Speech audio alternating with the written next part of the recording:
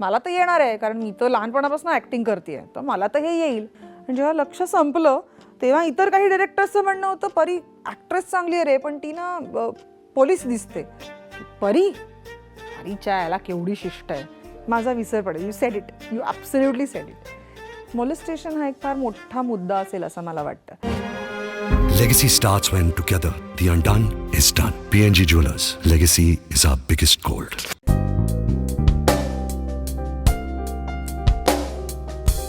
PNG jewellers presents तिची गोष्टच्या नवीन एपिसोडमध्ये तुमच्या सगळ्यांचं स्वागत. काय म्हणतेस परी, कशी आहेस? एकदम मस्त. तू कशी आहेस? एकदम कमाल यार, आणि फार छान दिसतेस. आणि मी तुला बघते ना कार्यक्रमांना, एकदम टाप टीप राहणं किंवा सोशल मीडियावरचं अपिअरन्स, जेन्युअनली ना हे सगळं करण्यासाठी किंवा अशा प्रकारे दिसण्यासाठी एफर्ट्स टाकावे लागतात.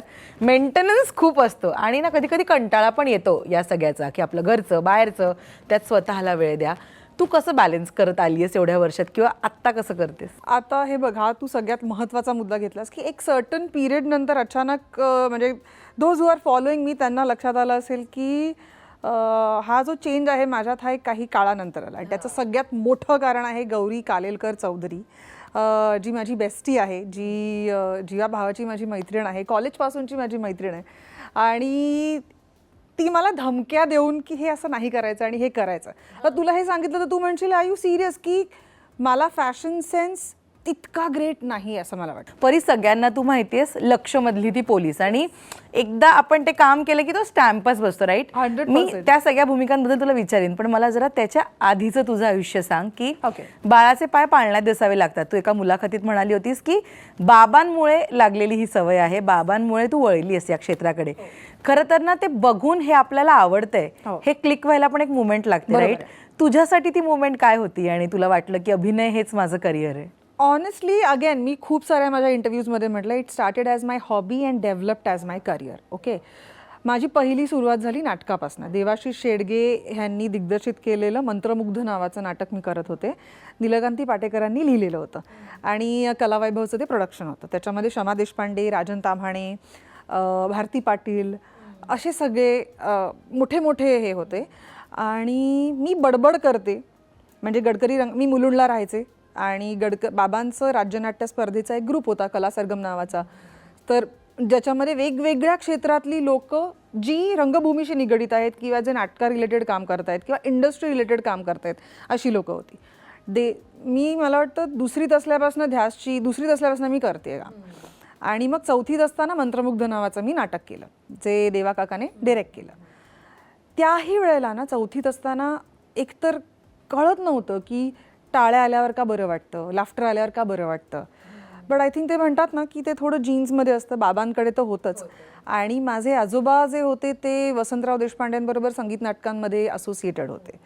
त्याच्यामुळे नंतर आजोबांनी तसं कॅरी फॉरवर्ड काही केलं नाही तसं, पण ते होतं कुठेतरी. त्याच्यामुळे म्हणजे हे फिलिंग ना, म्हणजे स्टेजवर असताना टाळ्या आल्यावरती किंवा लाफ्टर आल्यावरती बरं वाटणं, मज्जा येणं, हे काय होतं हे तेव्हा नव्हतं कळत, पण ते होतं. आणि मंत्रमुग्धच्या निमित्ताने बालगंधर्वाला, पुण्याच्या प्रयोगाला पु ल देशपांडे आले होते, सुनीताबाई आल्या होत्या, श्रीराम लागू आले होते. तेव्हा ही सगळी मंडळी कोण आहे काय कळत नव्हतं. आणि त्यात पुलंनी तर म्हणजे असंच पुलं वगैरे सगळे वरती बसले होते, आमची सगळे क्रूज होता तो होता. तर मी खाली बसली अशी छोटी म्हणून. तर ते म्हणाले तू खाली नाही बसायचंस, तू वर बस, तू आत्ता ह्या वयात म्हणजे जी समज आहे आणि जे तू काम करतेस, एवढं छान काम करतेस, तर तू इथे माझ्या मांडीवर बस. ओ गॉड. पण तेव्हा नाही कळलं का की हे आजोबा कोण आहेत, खूप लहान होते. हो. पण नंतर मी 7वी 8वीत गेल्यानंतर तो फोटोही नव्हता माझ्याकडे. मग नंतर कोणतरी मला सांगितलं की तुला कळतंय का की हा एक्सपिरियन्स आहे, तर ह्याचा तुझ्याकडे असलं पाहिजे. करेक्ट. मी कलावैभव, आणि त्यावेळेला असे डिजिटल काहीच नव्हतं आलं, असे डेव्हलप करून ते कलावैभवच्या ऑफिसमध्ये ऑफिसमध्ये प्रॉपर हार्ड कॉपीज असायच्या. त्याच्यातली एक हार्ड कॉपी पळवली होती, म्हणजे सांगून पळवली होती की मला हा पाहिजे फोटो, हा दुसरा कोणी घेणार नाही, मला पाहिजे. तर मग तो माझ्याकडे होता. आणि हे सगळं नकळत्या वयात घडलेल्या गोष्टी. जेन्युअनली आपण जेव्हा 10वी होते, कॉलेजमध्ये जातो, तेव्हा साधारणपणे आवडी बदलू शकतात माणसांच्या. परी, तुझ्या बाबतीमध्ये हे नाही घडलं, आवड बदलली नाही? समहाव बदलली नाही, कारण त्याच्यानंतर मी कामं करत गेले आणि त्यावेळेला फक्त मला आवड आहे म्हणून करत होते. हे करिअर वगैरे आहे एवढी समज तेव्हा नव्हती ऑनेस्टली. नंतर मग एक 6वी 7वीत जेव्हा 7वीच्या आसपास उदय सबनीस, उदय काका जो आहे, ज्यांनी उदय काका आणि स्निग्धा किने मला काय म्हणतात ॲड्रेस वगैरे लिहायला शिकवलं. इतकं बाबांचं खूप घट्ट होतं, खूप चांगला मित्र बाबांचा. आणि तेव्हा उदय काकांनी मला डबिंगमध्ये इंट्रोड्यूस केलं, व्हॉइसिंग रिलेटेड. त्यावेळेला एवढे चॅनल्स नव्हते, फक्त डिझनी आवर लागायचं 6 ते 7. आणि त्याच्यामध्ये 101 दाल्मेशियनमध्ये रोली नावाच्या कुत्र्याचं डबिंग मी करायला सुरुवात केली. आणि त्याच्या ऑडिशन्ससाठीच ऑडिशनसाठी 5 ते 6 वाक्य असतात. म्हणजे डबिंगचे ऑडिशन्स असतात हे खूप लोकांना आता माहिती झालंय, पण तेव्हा माहिती नव्हतं की एक्झॅक्टली डबिंगची ऑडिशन कशासाठी होते. तर तो जो इंग्लिशमधला आवाज आहे, त्या इंग्लिशमधल्या आवाजाचा पोत काय आहे, त्याचा पिच काय आहे, टेक्स्चर कसं आहे, याच्या जवळ जाणारे 3-4 ऑडिशन्स त्याचे घेतले जातात. आणि त्या ऑडिशनसाठीच मला 1 पाऊण तास लागला. कारण मी लहान होते, 7वीत होते, मला कार्टून बघायला आवडायचं, पेनचाच आवाज करत बस, ती सिंक. बरं, आणि कसं आहे ना, डबिंगमध्ये आत्ताही लोकांना वाटतं की तुम्हाला तर सोपं आहे की तुम्हाला स्क्रिप्ट दिलं जातंय, मॉनिटर आहे, वाचायचं आहे. पण सगळ्यात इम्पॉर्टंट गोष्ट लक्षात घेतली जात की लँग्वेज जी खूप, म्हणजे प्रत्येक लँग्वेज, जसं प्रत्येक कल्चर हे एक वेगळं आहे, तसं प्रत्येक लँग्वेजची एक वेगळी इंडिव्हिज्युअल ब्युटी आहे. तर ती लँग्वेज जी आहे ती हिंदीमध्ये फरक पडणार आहे, इंग्लिशमध्ये फरक पडणार आहे आणि मराठीमध्ये पण फरक पडणार आहे. हे तेव्हा नव्हतं कळत, हे मला आत्ता अनेक वर्ष केल्यानंतर कळतं. सो त्याचं इंग्लिशमध्ये औ बा असं म्हटल्यानंतर अरे बाप रे, हे जे मॅच होणं आहे, म्हणजे हे मी छोटं एक्झाम्पल देते. मी खूप कंटाळत केलं होतं. आणि तेव्हा ते असे फोन होते. तेव्हा त्याचा फोन, हॅलो परी तुम्हारा वॉइस सिलेक्ट हो गया है, रॉली केलं. तर मला असं झालं रिअली, म्हणजे मी इतकं कंटाळत तेच केलं होतं आता. आणि तेव्हा माझी टेस्ट आभाळमाया झाली होती, बंदिनी झाली होती, म्हणजे लोक ओळखत होते. किती वर्षांची होतीस तेव्हा तू? आभाळमायाच्या वेळेला मी 7वीत. 7वीत. त्याच्या आधी 7व्या मुलीची 7वी मुलगी म्हणून जे नाटक केलं होतं, गिरीश ओक, वंदना गुप्ते, निर्मिती सावंत ह्याच्याबरोबर, ते आभाळमायाच्या आधी. सो 7वी 8वीच्या दरम्यान हे सगळं झालं होतं. त्याच्यामुळे ते एक डोक्यात होतं की अरे बघून आपल्याला लोक ओळखतात. डबिंगमध्ये त्यावेळेला तर नावं पण नाही यायची, म्हणजे फक्त सगळी इंग्लिशमध्येच, एंडस्क्रोल इंग्लिशमध्येच असायचा. कोणी डब केलंय वगैरे हिंदीमध्ये काही माहिती नव्हतं. मला असं झालं होतं की, आणि मला सगळ्यात एक मोठं वाटलं होतं, मला तर येणार आहे, कारण मी तर लहानपणापासून ॲक्टिंग करते, तर मला तर हे येईल. सगळ्यात मोठी चूक. कारण आत्ता मी बोलताना हातवारे वापरते, माझे डोळे आहेत, माझा चेहरा आहे, खालीवर करते, मी इंटरॅक्ट करते तुझ्याबरोबर. डबिंगमध्ये हे सगळं मायनस करायचं. फक्त ते एक कॅरेक्टर, त्या कॅरेक्टरचे स्पेशालिटीज आणि करेक्ट ते सगळं आवाज तो मॅच करून करायचं. So it was a bigger task. पण नंतर जे मी डबिंगमध्ये घुसले, इन्व्हॉल्व्ह झाले, तर आता परत पॅटर्न बदलत आहेत डबिंगमध्ये सुद्धा. म्हणजे जी गोष्ट सगळ्यात सोपी वाटते ना, ती करायला खूप कठीण असते. आणि तुम्हाला एकदा त्याच्यात मजा यायला लागली ना, की मग आपण म्हणतो ना की त्याचं एक होऊन जातं. म्हणजे दुधात साखर विरघळली तर कसं होतं. पण हॅरी पॉटरचं डबिंग कसं घडून आलंय? हॅरी पॉटरचं ॲक्च्युली एकदम छोटूसं होतं माझं. It was Nymphadora Tonks. आणि तोपर्यंत मी हॅरी पॉटर फार फॉलो पण करत नव्हते ऑनेस्टली. सो लोकांना ते फार क्रेज होतं की माय गॉड, तू ह्याच्यात हॅरी पॉटरमध्ये डब केलेलं आहेस. आता मी नेटफ्लिक्ससाठी डब करते. आता जसं मी ट्रान्सफॉर्मर्समध्ये मेगन फॉक्सचा आवाज हिंदीमध्ये मी डब केला आहे, किंवा फास्ट अँड फ्युरियसमध्ये मिशेल रॉड्रिगेसचं हिंदीमध्ये व्हर्जन मी केलेलं आहे. सो हॅरी पॉटर म्हणजे अगेन लहानपणापासून एक VGP म्हणून एक स्टुडिओ होता जो सीब्समध्ये होता, जिकडे म्हणजे साधारण ड्युटीज असल्यासारखं. आणि सीब्समध्ये तुला ते आतमध्ये तो कॉमर्स एरिया असा आहे, तिकडे एक स्टुडिओ होता. सो ते शिफ्टसारखं असायचं. आणि जवळजवळ मी 10 वाजता आत जायचे आणि संध्याकाळी 7 वाजता वगैरे बाहेर पडायचे. नंतर ते चॅनल्स यायला सुरुवात झाली. निकलोडियन आलं, पोगो आलं, डिझनी आलं, कार्टून नेटवर्क होतं. सो असं सगळं ते येत गेलं होतं. सो तो एक 7-8 स्टुडिओजचा सेट होता, जिकडे वेगवेगळे डिरेक्टर्स, वेगवेगळे म्हणजे डिस्कवरी आहे, नॅशनल जॉग्राफिक आहे, आणि हे सगळे जे आहेत त्या प्रत्येकाचे प्रोजेक्ट्स तिकडे यायचे. मग नंतर त्याचे डिरेक्टर्स जसे वेगवेगळे झाले तसे संजीत दासकडे मी ते डब केलं, जे हॅरी पॉटरचं होतं ते.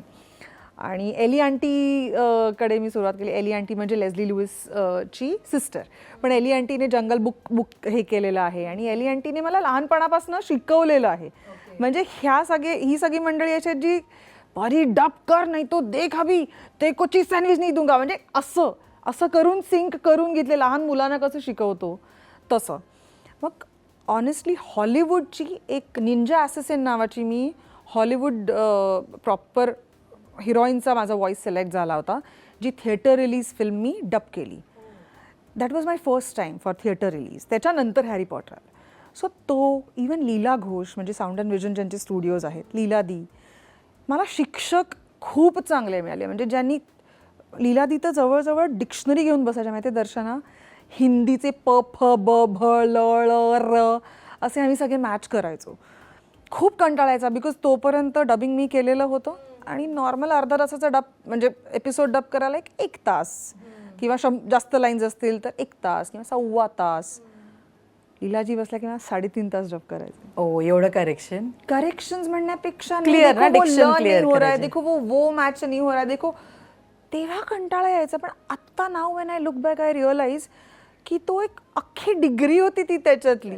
म्हणजे आता डिरेक्टर म्हणजे तुला ती सवय लागते विचार करायची की हा ल चा लेप आहे, हा ई चा लेप आहे, मग इथे हिंदीतला कुठला शब्द बसेल, ते तुझ्या ना मेकॅनिझममध्ये सेट होऊन जातं. So I am grateful to this people. Ellie aunty, Manmohan Mattoo ज्यांनी 101 दाल्मेशियनच्या वेळेला मला डिरेक्टर होते ते.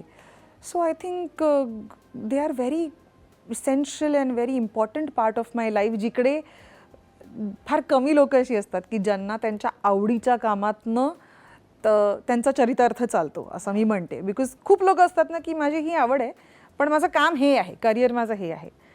हे मी प्रशांत दामलेंकडनं शिकले की प्रशांतांनी मला सांगितलं होतं की फार कमी लोकांना असं मिळतं की मला नाटक करायला आवडतं आणि नाटक करूनच माझं घरही चालतं.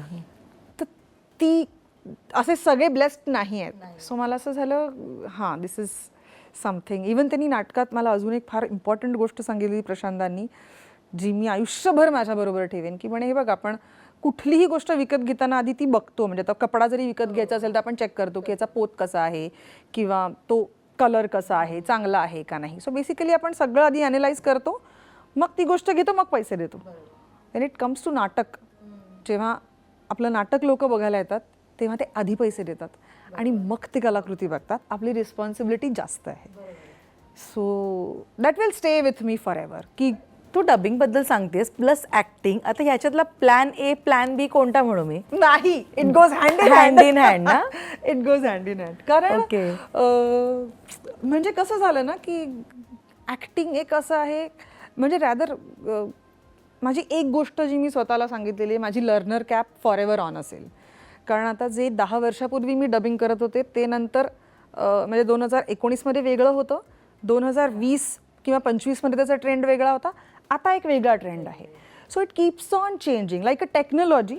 आर्ट पण तुमची चेंज होत राहते. त्याच्यामुळे I am very always receptive असते की आज काय नवीन आहे, अच्छा ओके हे असं आहे.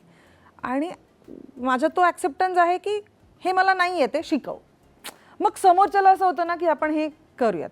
त्याच्यामुळे ह्याचा फायदा मला ॲज अन ॲक्टिंग म्हणून असा झाला की ॲक्टिंगमधल्या ज्या गोष्टी मला डबिंगमध्ये इम्प्लिमेंट करता आल्या त्या मी डबिंगमध्ये केल्या आणि डबिंगमधल्या ज्या गोष्टी मला ॲक्टिंगमध्ये इम्प्लिमेंट करता आल्या त्या मी तशा केल्या. त्याच्यामुळे मला असं वाटतं की इंटर रिलेटेड गोष्टी फार आहेत त्याच्यामध्ये. की डबिंगमध्ये माझा आवाज तयार झाल्यानंतर ऑटोमॅटिकली माझी बॉडी लँग्वेज तशी व्हायला लागली आणि नंतर डबिंग करत असताना काही काही वेळेला जिकडे मला बॉडी लँग्वेज वापरायला लागते तिकडे मी बॉडी लँग्वेज वापरून ते इम्प्रूव्ह करत गेले. ओके. तसं झालं. आणि ना आभाळ माया तुझी पहिली मालिका, खरं तर आज सुद्धा किती पहिली मालिका नाहीये सभा आभाळ माझी. माया नाहीये फर्स्ट फर्स्ट आभाळ मायाच्या आधी आभाळमायाच्या आधी मी बंदिनीमध्ये केलं Okay. होतं, वळवाचा पाऊस नावाची केली होती एपिसोड. हां. त्याच्यानंतर बोक्या सातबंडे बोके सातबंडे, हां. त्याच्यामध्ये मी होते. असे बरेच केले होते. म्हणजे सिरियल्स आधी झाल्या होत्या पण डिफायनिंग आभाळ आभाळ माया, की हां. ज्याच्यामधनं ओळख मला मिळाली किंवा ज्याच्यामधनं लोकांनी ओळखायला सुरुवात केली. पण ते ऍक्च्युली ना म्हणजे नाटक तर ठीक आहे की समोर लाईव्ह ऑडियन्स आहे, आपण जेव्हा मोठमोठ्या कलाकारांबरोबर काम करतो तेव्हा खूप स्कोप असतो शिकण्याला. पण टेलिव्हिजन अगेन म्हणजे हे एका 4 भिंतीमध्ये कॅमेऱ्याच्या समोर करायचं माध्यम एक साचा आहे त्याचा, बरोबर. साचा आहे राईट. आणि त्याच्या म्हणजे डिमांड्स पण वेगळ्या आहेत. मे बी इथे नाटकामध्ये तुझा आवाज शेवटच्या रांगेपर्यंत गेला पाहिजे पण इकडे तेवढ्या आवाजाची गरजच नसते. टेक्निकल बाजू खूप आहेत या क्षेत्राला टेलिव्हिजन. सो ते अडॉप्शन तुझ्यासाठी परी कसं होतं, इझी होतं, सोपं होतं की नाटक ते मालिका? नो डाऊट तू खूप लहान होतीस तेव्हा, तर हे सगळं खूपच डोक्यावरनं जाणाऱ्या गोष्टी हो, असतील, तर ते कसं मॅनेज केलंस? आणि अभ्यास पण केलास ना? इनफॅक्ट तुला सांगू माझं शूटिंग असलं की माझा अभ्यास चांगला व्हायचा. चांगला व्हायचा. ओके. म्हणजे 10वीची परीक्षा होती माझी आणि माझा संस्कृतचा पेपर होता, तर त्याच्यामध्ये एक 6 का 7 दिवसांची काहीतरी गॅप होती. हां, आणि बरोबर पहिले 3 दिवस मला सुट्टी होती, बोर्ड एक्झाम्स. पहिले 3 दिवस मला सुट्टी होती. मधल्या 2 का 3 दिवसामध्ये मला शूट आलं आणि एक त्यांचं काहीतरी पेंडिंग होतं जे उद्या माझा पेपर आहे आणि आज आहे आणि नाईट शिफ्ट आहे. पण माझा अभ्यास छान झाला आणि मला संस्कृतमध्ये खूप चांगले मार्क मिळाले. सो ते एक झालंच. आणि तू एक हा खूप मस्त प्रश्न आहे. बिकॉज ज्या वेळेला म्हणजे मी टेलिव्हिजन करायला लागले, जसं मी तुला म्हटलं की नाटकानंतर डिरेक्टली माझी जी पहिली गोष्ट होती ती होती घरोंदा नावाची एक माझी सिरियल होती, जी यतीन कार्यकर, नेहा शरद यांच्यावर होती, जेव्हा फक्त झी होतं, झी टी व्ही होतं हिंदी, आणि त्याच्यानंतर सोनी आलं. सो ती माझी सिरियल होती. त्याच्यानंतर भवर नावाची परत एक सिरियल होती जी नीलकांती पाटेकरांबरोबर होती. अगेन मी लहान होते. नाटकाचा खूप फायदा हे झाला ना की त्यावेळेला आत्ता जसे ढाचे आहेत ना तसे नव्हते. इट वॉज व्हेरी फ्लोई, म्हणजे इमोशन बेस्ड गोष्टी त्याच्यात खूप होत्या. सो विक्रम काका माझे आजोबा असतात आणि नीना कुलकर्णी माझी आजी असते, आणि विक्रम काकांच्या पोटावर बसून आमचा एक 2.5 पानाचा सीन होता आणि मला त्यांच्यासकट पण सगळी वाक्य पाठ होती. सो म्हणजे हे एकात ना एक, जसं मी म्हणतो ना आपण फ्लो होत जातो तसं होत गेलं. म्हणजे मला काही वेगळं जाणवलंच नाही की हे एक वेगळं माध्यम आहे. नंतर मोठं झाल्यानंतर आता त्याच्यातल्या टेक्निकलिटीज मला कळायला लागल्या. आणि सगळ्यात इम्पॉर्टंट गोष्ट ना, एक प्रश्न मी स्वतःला विचारला होता गोजीरवाण्या घरात जेव्हा मी करत होते त्यावेळेला, की माझ्या आजूबाजूच्या बऱ्याच सिरियलमधल्या काम करणाऱ्या लोकांचं असं म्हणणं होतं की मी आता फक्त फिल्म्सच करणार आहे किंवा मी फक्त हेच करणार आहे. मला असं कधीच नाही वाटलं यार दर्शना. म्हणजे सरप्राइझिंग की मला असं कधीच नाही वाटलं की, आणि मला असं वाटायचं की काहीतरी चुकतंय आपल्याला असं वाटलं पाहिजे ना, आपण चांगलं काम करतो, we are a good actor, आपल्याला नवीन शिकायला आवडतं, तर आपल्याला असं वाटलं पाहिजे की नाही मी फक्त फिल्म्स करणार. बट समहाऊ मला सांग, आभाळ मायानेच मला ओळख दिली. So that was a television. तर ज्याने मला ओळख दिली त्यालाच मी अबॅन्डन कसं करू की आता मला हे नाही करायचं आहे. पण मग नंतर हळूहळू उत्तर शोधताना एक सगळ्यात इम्पॉर्टंट गोष्ट जी अगेन जसं मी म्हटलं माझ्याबरोबर राहिली, की आय एम एन ॲक्ट्रेस आणि माध्यमं बदलत जाणार आहेत. म्हणजे नाटक झालं, नाटकाची एक वेगळी पद्धत असणार आहे, ती आपल्याला आली पाहिजे. त्यावेळेला स्किट हा प्रकार नव्हता. आता स्किट बघ ना, किती विचित्र गोष्ट आहे स्किट म्हटलंच तर. बिकॉज नाटक आहे, टेलिव्हिजनवर आहे आणि त्याचं क्रिस्प पण आहे. म्हणजे ॲडव्हर्टिजमेंट्सच्या सगळ्या गोष्टी त्याच्यात आहेत, टायमिंग आहे. आता हे सगळं हे नवीन आलं ना, त्यामुळे मला असं झालं की परी तू ॲक्ट्रेस आहेस, तुला कुठल्याही मीडियममध्ये टाकलं तरी ते तुला करता आलं पाहिजे. परी, पण तू एवढ्या वर्षांपासून लहानपणापासून काम करतेस. आत्ता जर मी तुला विचारलं तर किती वर्ष झाली आहेत अंदाजे या इंडस्ट्रीत तुला? नाही माहिती, म्हणजे एवढं नाही आठवत आहे, पण अराउंड जर आपण धरलं एक 8-9 वर्षाची जर असेल तर अराउंड एक 20-22 आय थिंक, 20-22-23च्या आसपास. या हां, एक 23-24 includes Hindi serial, Marathi serial, लहानपणीचं नाटकं, सगळं नाटक म्हण, आता मग स्किट म्हण किंवा झाली असतील तेवढी वर्ष झाली असतील. आणि आत्ता म्हणजे जे फुल लेंथ तू काम करतेस, तर लहानपणाशी त्याचा संबंध आहे, नो डाऊट. तू खूप आधीपासून काम करतेस, पण ना कॉलेजमध्ये गेल्यावर जास्त आपल्याला या गोष्टींची अजून गोडी लागते की स्वतःत बदल करावे बाबा, किंवा अजून काहीतरी ब्रशअप करावं आपलं स्किल्स. मला सांग, तुझं एकतर कॉलेजचं लाईफ आणि त्याच्यात घडलेली परी, ते आत्ता जी काम करते, ह्या रिलेटेबल आहेत गोष्टी खूप? Absolutely not. म्हणजे when I look back I am a new person all together. म्हणजे जसं मी तुला म्हटलं की कॉलेजमध्ये एवढा थॉट नव्हता माझ्या डोक्यात, बिकॉज माझ्या डोक्यात असं होतं की मला ॲक्टिंग चांगली करता येते ना, मला काम चांगलं करता येतं आहे ना, बस झालं. मग माझ्या दिसण्याची काही गरज नाही आहे, इट्स ओके. तो बदलाव, म्हणजे तो जो बदल आहे तो गौरीमुळे आला, किंवा काही माझे फ्रेंड्स आहेत त्यांच्या निमित्ताने आला, की म्हणजे आपण म्हणतो ना की it has to be packaged well, no matter आतमध्ये काय प्रोडक्ट आहे, but it has to be packaged and marketed well. की तुम्ही स्वतःला कसं प्रेझेंट करताय, तुम्ही स्वतःची कशी काळजी घेताय, किंवा इन जनरलच ओव्हरऑल फॅशनमध्ये तुम्ही कुठे स्टँड होताय.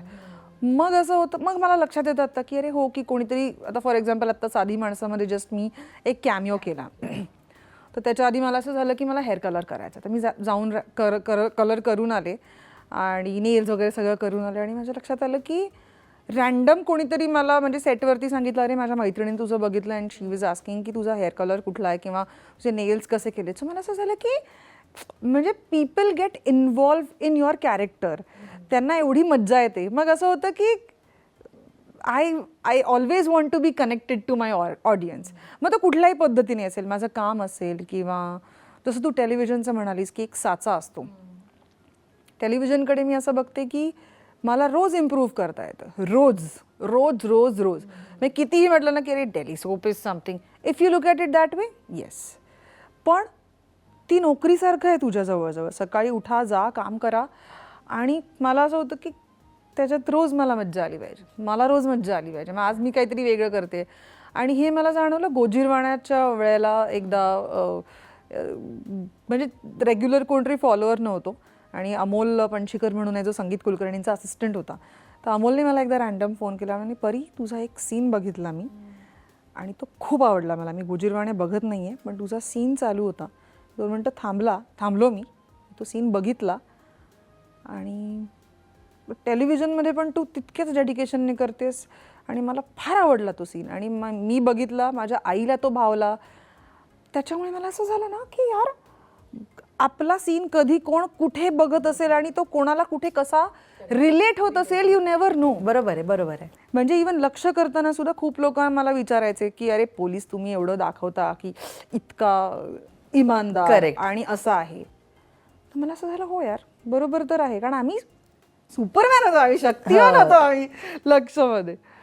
पण मला असं मग मी त्या माणसांना विचारलं की म्हटलं मी टी व्हीवरती प्रेझेंट करते काहीतरी आणि असा अविभाज्य भाग की ज्याच्यामुळे आपलं जगणं सुखकर होतं आहे, पोलीस डिपार्टमेंट. तर म्हटलं मग त्याची बाजू दाखवताना मी चांगली बाजू दाखवली तर यू टेक इट दॅट ना, नाही का. की मला जर मी कुठल्या तरी गोष्टीचं प्रतिनिधित्व करते, त्याची चांगली बाजू जर मी दाखवली तर लोकांचा पॉझिटिव्हिटीवरती जास्त विश्वास असेल. मग किती जणांनी मला फोन करून सांगितलं की म्हणजे काही लहान मुली होत्या की आम्हाला ना दिशा सूर्यवंशी व्हायचं आहे. म्हटलं अच्छा मी तुला इन्स्पेक्टर व्हायचं आहे. ती म्हणजे नाही मला दिशा सूर्यवंशी व्हायचं आहे. सो दॅट वॉज समथिंग की म्हणजे मी जे काम करते ना मला असं वाटतं that I am responsible for this. Correct. पण लक्ष वॉज कम्प्लीट गेम चेंजर ना Yes. तुझ्यासाठी, कम्प्लीट पूर्णपणे. म्हणजे इवन सुचित्राताई बाबा करत होते तेव्हा, म्हणजे भूषण तेलंग माझे वडील, तेव्हा म्हणजे लक्षचं सगळं प्रोडक्शन आणि सगळं बाबा बघत होते. आणि बाबांनी मला विचारलं पण होतं की तू एपिसोडमध्ये काय येत नाही आहेस किंवा तू कर किंवा कर. म्हटलं मी लक्षमध्ये केलं तर फक्त इन्स्पेक्टर करेन, नाहीतर नाही करणार. It's okay. आणि काहीतरी झालं एकदा मडवरनं, मी पण शूटवरनं येत होते कुठल्या तरी आणि बाबा, सुचित्राताई आणि आदेशदा पण असे येत होते आणि तेव्हा म्हणजे सुचित्राताईने ड्रॉप केलं बाबांना. आणि मग सुचित्राताई म्हणाले अरे हिला का तू कास्ट करत नाही आहेस भूषण, असा काय करतोस, आपली पोरगी आहे तर कर ना. तर बाबांनी असं माझ्याकडे बघितलं. तर मग सुचित्राताईने विचारलं म्हणजे काय. म्हटलं मी बाबांना म्हटलंय की मी लक्षमध्ये केलं तर फक्त इन्स्पेक्टर करणार. अरे अच्छा असं आहे का. आणि तेव्हा ती काही रिॲक्ट नाही झाली.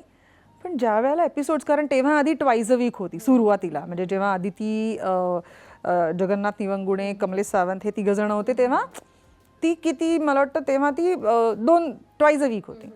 पण जेव्हा 4 टाइम्स अ वीक होती तेव्हा सुचित्राताईने माझा विचार केला आणि she gave me that opportunity. So I am very grateful to all these people ज्यांच्यामुळे मला हे सगळं करायला मिळालं. आणि लहानपणापासून नो डाऊट आपल्याकडे काम येत होतं, नाटक, मालिका सगळं चालू होतं.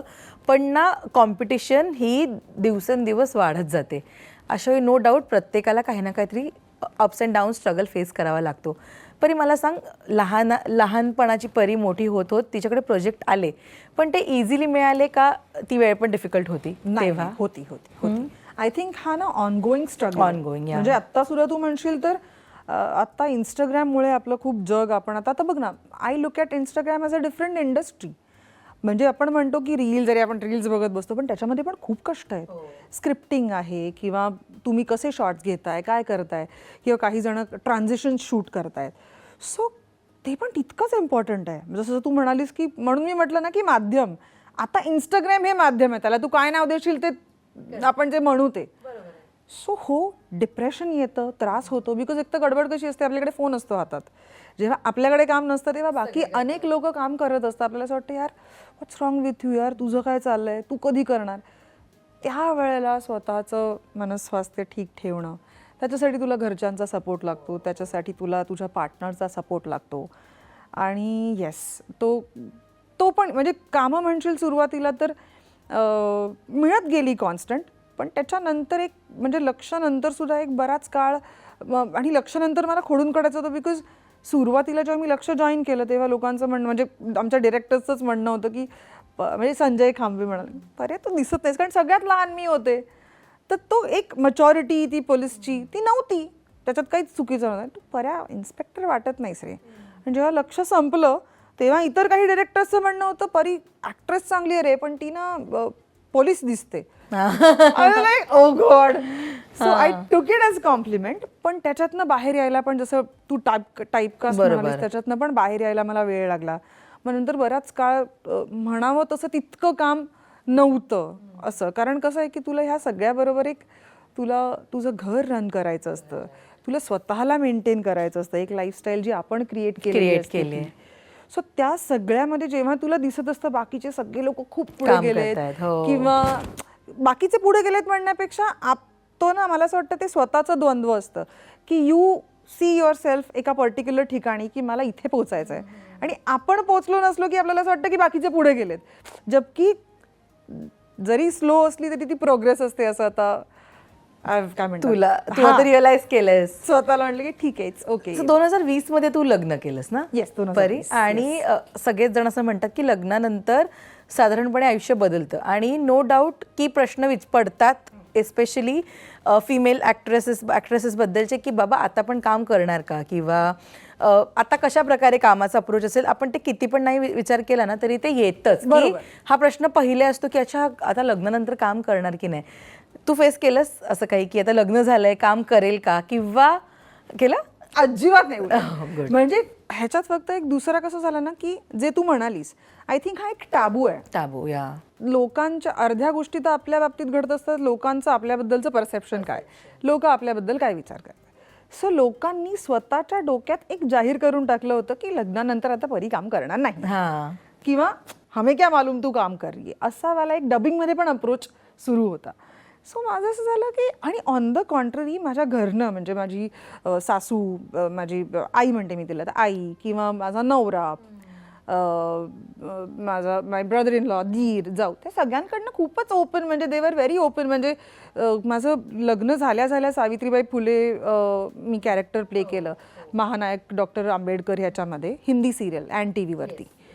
तर त्याच्यात मी लग्नाच्या वेळेला नेल्स केले होते, आई, मी आणि माझा नवरा. आणि आदल्या दिवशी मला त्यांनी सांगितलं की उद्या, परवाच्या ऐवजी आपल्याला उद्या करावं लागतं. आणि तेव्हा मला असं आता हे नेल्स कसे काय करू. तर आई म्हणजे माझी सासू, मी आणि नवरा, आम्ही ते ॲसिटोन वगैरे घेऊन सगळं करत बसलो होतो की नाही. मग सकाळी उठून मग मी त्याच्यानंतर सावधान केलं. तेव्हा सकाळी उठून आई, म्हणजे मला 5-6ची शिफ्ट होती, तर 5 वाजता उठून तिने तिच्या वेळेवरती चहा आणि डबा वगैरे करूनच ठेवलेला आहे. सो तो सपोर्ट खूप होता मला, आणि आहे अजूनही, की तू काम कर. म्हणजे काही घरात म्हणजे ते असतात ना की मोस्टली घरच्यांकडनं पण एक म्हणणं असतं की नाही हे फंक्शन्स अटेंड केले पाहिजेत किंवा काय. दे वर व्हेरी ओपन. म्हणजे इवन माझा नवरा पण की ठीक आहे, बर्थडेज आहेत किंवा फंक्शन्स आहेत, मुंजी आहेत, लग्न, काम आलंय काम पाहिलं तर. तो म्हणजे म्हटलं ना, तो बाहेरचाच मला जास्त लोकांचं झालं की अरे हमें लगा अभी शादी के बाद तू करे. मला असं झालं क्यों नाही करू. तुझ्याबद्दलचे काही मिसकन्सेप्शन्स ऐकलेत तो इंडस्ट्रीमध्ये? I would love to know. नाही आय एम जस्ट आस्किंग की तू कधी ऐकलेत का? मला वाटलं तू सांग. नाही यार, मला दिस इज गेटिंग इंटरेस्टिंग. हे नाही माहिती तुझ्या कानावर कधी आलेत? कारण ना म्हणजे चांगल्या गोष्टी ऐकण्यापेक्षा वाईट गोष्टी पटकन एखाद्या व्यक्तीबद्दल स्प्रेड होतात, केल्या जातात, की किंवा आत्ता पण कुठेही कामासाठी कास्टिंग होताना सेटवर कशी आहे किंवा वागणूक कशी, याबद्दल डिस्कशन होतं. सो परी, इतक्या वर्षात तू कधी ऐकलंयस तुझ्या वागणुकीबद्दल कोणाकडनं, किंवा तुझ्याबद्दलचे काही गैरसमज तुझ्या कानावर आलेत का? गैरसमज, एक मोठा गैरसमज मध्ये झाला होता, पण तो माझ्या कॉलेजच्या वेळेला, म्हणजे असं आत्ता वगैरे काही नाही. आत्ता तर समहाव मी एक म्हणजे माझ्याबद्दल माझी वृश्चिक आहे रास, तर आय एम व्हेरी एक्स्ट्रीम असं मला पण वाटतं की मला म्हणतात, म्हणजे मला खूप एक्स्ट्रीम लेवलला पुश करायला लागेल if I want to hate someone, की नाही बस आता चौकडी. ह्याच्यासाठी खूप लेवलवरती मला म्हणजे मला असं होतं की 5 वेळा चान्स दिला, 6 वेळा, 7 वेळा, 8 वेळा, त्या वेळेपर्यंत मला वेळ लागतो. सो माझ्याबद्दल 2 मतप्रवाह आहेत असं मला वाटतं की परी परीच्या याला केवढी शिष्ट आहे, असा एक आहे एक्स्ट्रीम. आणि जे मला खूप ओळखतात त्यांचं तर परी शिष्ट, are you real, come on. म्हणजे तिच्यापेक्षा असं काय म्हणतात कोणी मला मज्जा येते एक तर काम करायला. आणि तो एक ग्रेटफुलनेस ऑलवेज माझ्या डोक्यात असतो. त्याच्यामुळे मला असं वाटतं की मी जेव्हा सेटवरती असते तेव्हा लोकांना मज्जा आली पाहिजे, किंवा आपल्याला मज्जा येतात तर त्यांना पण आली पाहिजे. पण गैरसमज एक असं झालं होतं की परी डेट्स देत नाही. असा एक खूप पूर्वी म्हणजे कॉलेजमध्ये असताना, म्हणजे जबकी मी 3 सिरियल्स करत होते तेव्हा माझी कळत नकळत नावाची एक सिरियल चालली होती, गोजीरवाणा घरात चालली होती, आणि छूकर मेरे मन को नावाची मी एक DD नॅशनलवरती सिरियल केली होती. सो त्या 3 सिरियल्स एका वेळेला चाललेल्या होत्या. आणि ज्या आता कोणाबद्दल कोणाकडनं झालं मी तो सांगणार की असं झालं की त्या प्रोडक्शन हाऊसचं म्हणणं होतं परी डेट्स देत नाही. अगं पण असं व्हायचं की आता गोजीरवाणे संपलं, आत्ता 9 वाजता शिफ्ट संपली, मग 9:30 9:30च्या आसपास वगैरे फोन यायचा की हां 10 वाजता आपण करतो आहे आता. तर माझं असं व्हायचं आत्ता कसं, तुझं ब्रेनच रेडी होत नाही ना. आणि FY जेसीमध्ये होते मी जस्ट, म्हणजे इट वॉज स्टार्ट तोपर्यंत. पण ज्या प्रोडक्शन हाऊसचं माझ्याबद्दल मिसकन्सेप्शन होतं की मी डेट्स देत नाही, त्यांनी त्या महिन्याचा 25 का 26 दिवसांचा मला चेक दिला होता ह्या 3 सिरियल्स असून सुद्धा. सो ते एकच मला असं वाटतं. तू तुझं एज्युकेशन कम्प्लीट करून अभिनय करत होतीस, अर्ध्यात नाही सोडलं शिक्षण? नाही, मी माझं ग्रॅज्युएशन कम्प्लीट केलं. ते म्हणजे माझं तेवढंच होतं की मी खूप असं अभ्यासू, म्हणजे अगेन सगळ्या पालकांची जी एक कंप्लेंट असते तीच फॉरएव्हर माझ्या पण आईबाबांची होती की थोडा अजून अभ्यास केला असता अजून बेटर होईल. बट त्यांचं ते पण तितकंच क्लिअर होतं की ग्रॅज्युएशन तरी कम्प्लीट, काहीतरी प्लॅन बी हवा ना. बट हां, आणि आत्ता कशा इतक्या गोष्टी अवेलेबल आहेत, तेव्हा तेवढ्या नव्हत्या. की त्याच्यामुळे असं होतं की फक्त एज्युकेशन किंवा शिक्षण हीच गोष्ट होती ज्याच्यावरती तू काउंट करू शकतेस. आता खूप मीडियम झाले ना वेगवेगळे, की अरे चल मला हे आवडतंय तर मी हे शिकून घेईन. We are over exposed to so many things. त्याच्यामुळे त्यांचं म्हणणं होतं ग्रॅज्युएशन कम्प्लीट कर, ते मी कम्प्लीट केलं. आणि मग तुझं ऍक्टिंग पण सुरूच होतं तेव्हा पण चालूच होतं. म्हणजे इनफॅक्ट ऍक्टिंग माझी कधीच नाही थांबलीच नाही ना, की असं नाही की ब्रेक पण नाही घेतलास तू कधी ठरवून? नाही, कधीच अजिबातच नाही.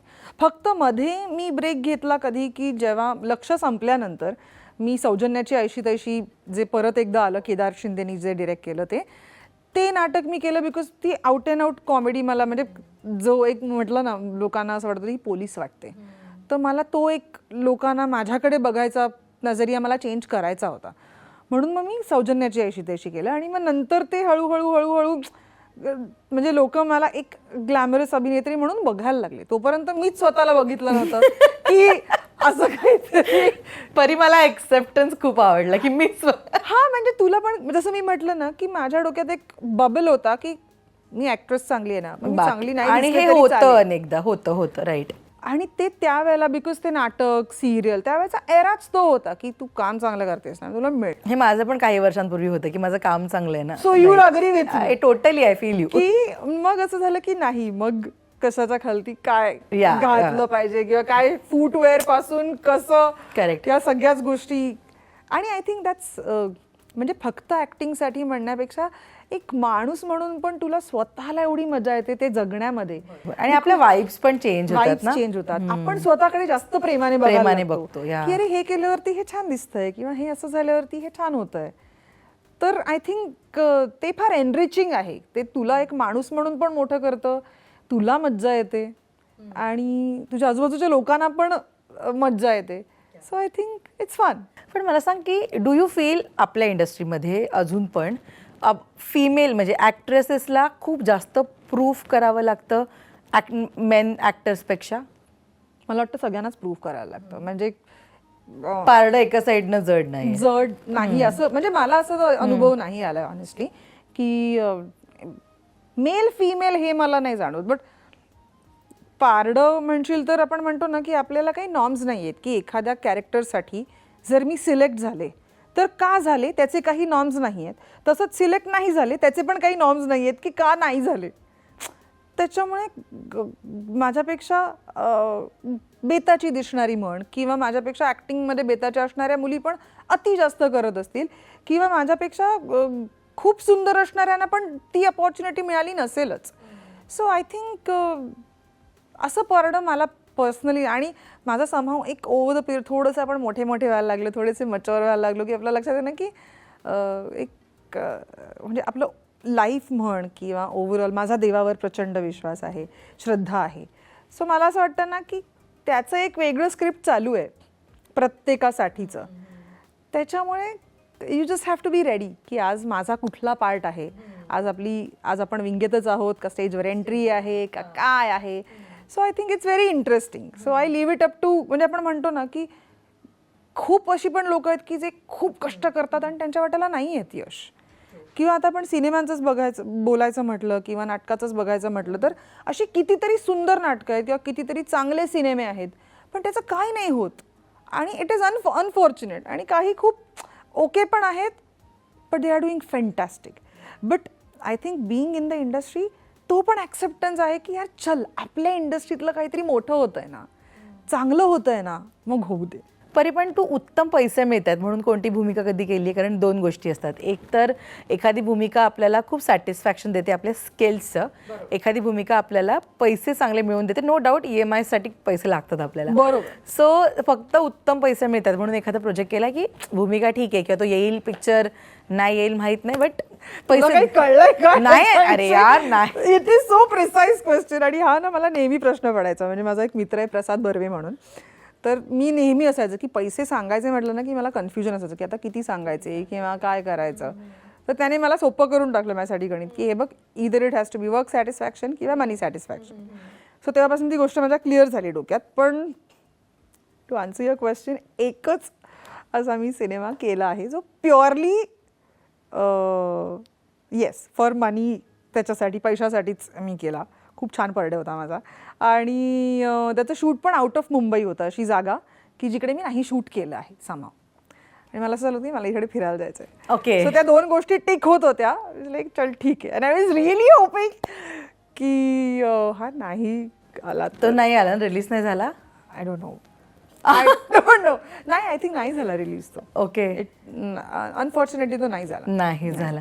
पण तुला कधी अशी कोणती भूमिका ऑफर झाली होती की ज्याच्यामुळे ती ऐकून तुला अनकम्फर्टेबल वाटलं किंवा अनकम्फर्टेबल फील झालं की ही काय भूमिका ऑफर झाली आहे मला? हो, म्हणजे अनकम्फर्टेबल म्हणण्यापेक्षा आत्ता सध्या तो ट्रेंड इतका बदलतो आहे की मला आत्ता अजूनही हिरोच्या आईचा वगैरे रोल करायचा म्हटलं की मला जरा थोडंसं असं चुकचुकतं. तुला हिरोच्या आईचे रोल्स येतात? हो, म्हणजे हिरोची आई तू प्ले करशील का, किंवा म्हणजे एक I don't know whether should I mention or not, पण एका ह्याच्यात मी आत्ता केला पण एक आईचा. I was not comfortable because may be I am not ready for it honestly. म्हणजे असं नाही आहे, पण मग खरंच ती भूमिका तितकी चांगली असली पाहिजे. कारण माझ्या लक्षात येतं की ना तू कम्प्लिटली म्हणजे दोन्ही थोडंसं म्हणजे वर्क सॅटिस्फॅक्शन आणि मनी सॅटिस्फॅक्शन थोडंसं असं होत राहिलं पाहिजे असं मला वाटतं. पण हो, मला हिरोच्या आईसाठी विचारलं गेलं होतं आणि मला वाटतं मे बी मी स्क्रीनवर तशी थोडी मोठी दिसतही असेन. मग तो तितका ताकदीचा रोल पाहिजे की मग फरक पडत नाही की काय करतोय तसं. पण ते हो झालंय तो ते that makes me little uncomfortable की तो मला असं वाटत नाही की त्या लुकमध्ये पण मी अजून लुक तर काय तू जसा चेंज करशील तसा होऊच शकतो. आणि लकीली माझा चेहरा थोडासा शार्प असा आहे की थोडंसं तू मॉडिफाय केलंस तर मी वाटू शकते हिरोची आईसुद्धा. बट समा मला अजून असं वाटतं की ठीक आहे. म्हणजे पण अजून त्या क्रायटेरियामध्ये तू आली नाही आहेस ना परी की आपण हिरोची आईच प्ले करू? का आली आहेस? आय डोंट नो आता, बट आय थिंक मला विचारलं जात आहे त्याच्या अर्थी मला असं वाटतंय की लोक विचार करत असतील तसं, म्हणजे कोणी, कारण थोडंसं ग्लॅमरस पण एज वाईज, कारण स्क्रीनवरती तर थोडंसं एज जास्त दिसतंच. म्हणजे जे आपण आहोत त्याच्यापेक्षा थोडं जास्त एज तर दिसतंच. त्याच्यामुळे आय थिंक हो, इनफॅक्ट पारूमध्ये मी पूर्वा शिंदेच्या आईचा रोल केला होता. तर तो मी प्युअरली प्रोडक्शन हाऊस आणि झी यांच्या प्रेमाखातर केला. कारण मी त्याच्या आधी तू चाल पुढे म्हणून कॅमिओ केला होता त्याच्यामध्ये, तर ते चालू होतं. आणि मग नंतर प्रोडक्शन हाऊसचं पण, आणि मी करणार होते पारूमध्ये वेगळा रोल. खरं तर मी दामिनीचं कॅरेक्टर प्ले करणार होते आणि ते अनफॉर्च्युनेटली काहीतरी त्याचं कम्युनिकेशन झालं प्रोडक्शन हाऊसेसचं. कारण मी चाल पुढे घेतलं आणि 3 दिवसांनी सांगितलं की त्याचं काहीतरी मॉक शूट करायचं आहे का असं करायचं, आणि तेव्हा मी नव्हते अवेलेबल. नंतर जेव्हा ॲक्च्युअल शूट सुरू झालं तेव्हा खरं तर ते पॉसिबल होऊ शकलं असतं, पण झीचं पण म्हणणं होतं की नाही नाही आम्हाला परी कुठेतरी असली पाहिजे, आणि तेजेंद्र नेसवणकरचं आणि यांचं पण म्हणणं होतं प्रोडक्शन हाऊसचं की नाही नाही परी, त्यांच्याबरोबर मी संत गजानन शेगावीचे केले होते, सो त्यांचं पण म्हणणं होतं. सो मला असं झालं की म्हटलं तुला वाटते का मी दिसतेय आई पूर्वाची, तर म्हणे हो हो असं वाटतंय. तर मला पण आपण म्हणतो ना काही काही वेळेला की मे बी मी स्वतःला अजून तसं बघितलं नसेल, let's give it a thought. पण आत्ता तू ज्या प्रकारे दिसतेस त्या प्रकारे तू बिलकुलही मला वाटत नाही मालिकेमध्ये हिरोची आई I love you for करण्यासाठी, बिकॉज तुझा अपिअरन्स हा अजून खूप म्हणजे वेगळा वाटतोय, एक हिरोईन काइंड ऑफ वाटतोय.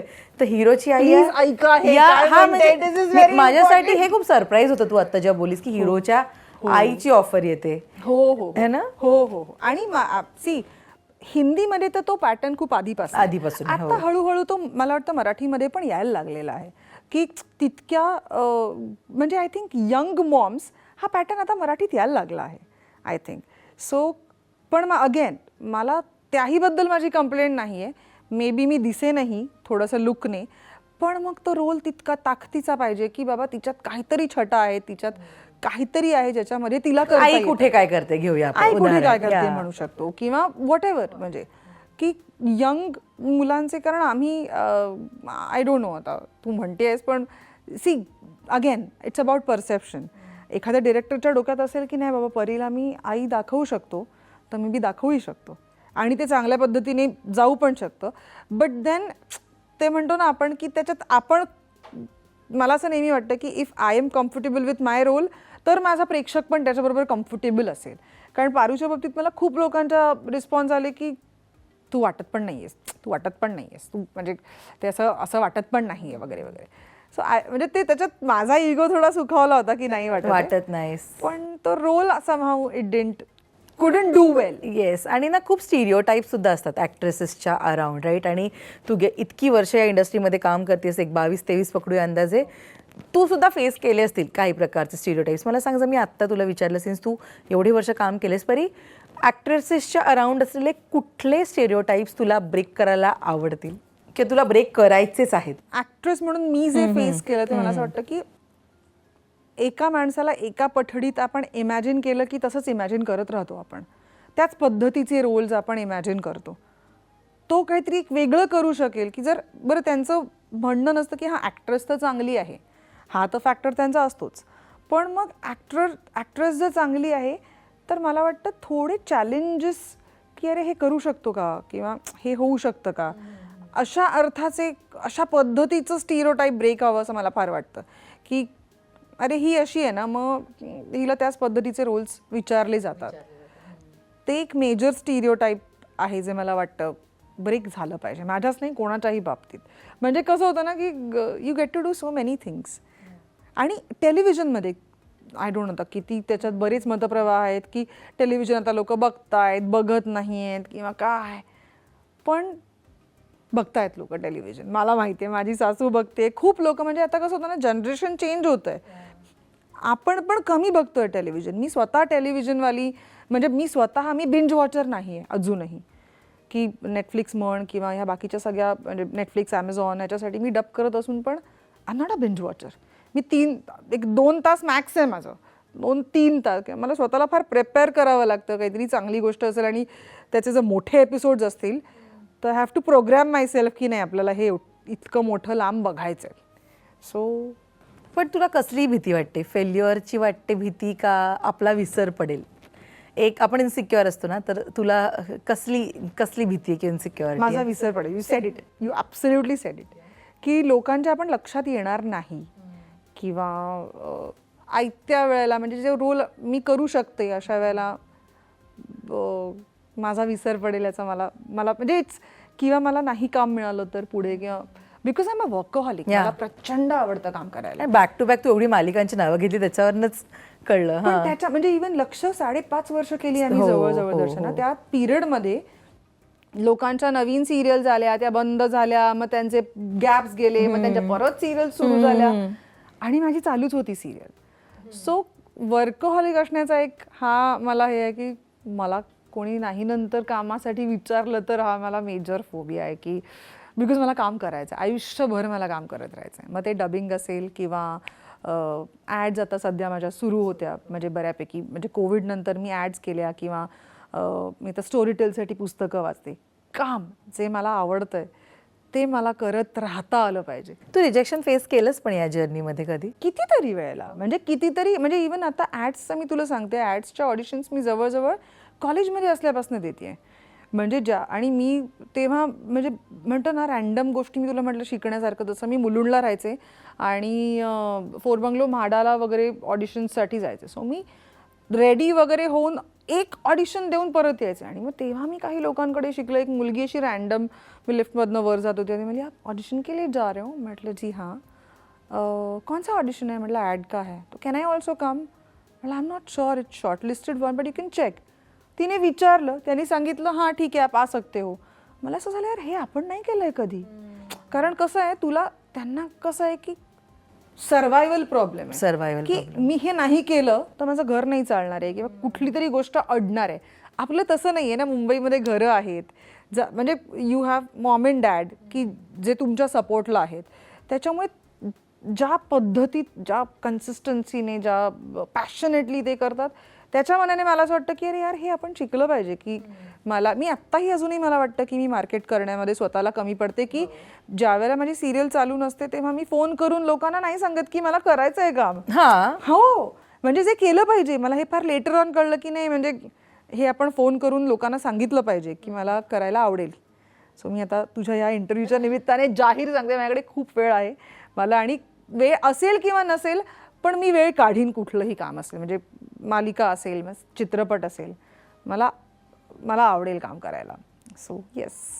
आणि हा अप्रोच खूप चांगला आहे की आपण स्वतःहून कोणाकडे तरी काम मागायला जाणं. युजली काय होतं की आपण लहानपणापासून काम करतोय, आपल्याला असं वाटतं की आपण इझिली अप्रोचेबल आहोत, लोकांना आपल्याकडे स्वतःहून काम येईल.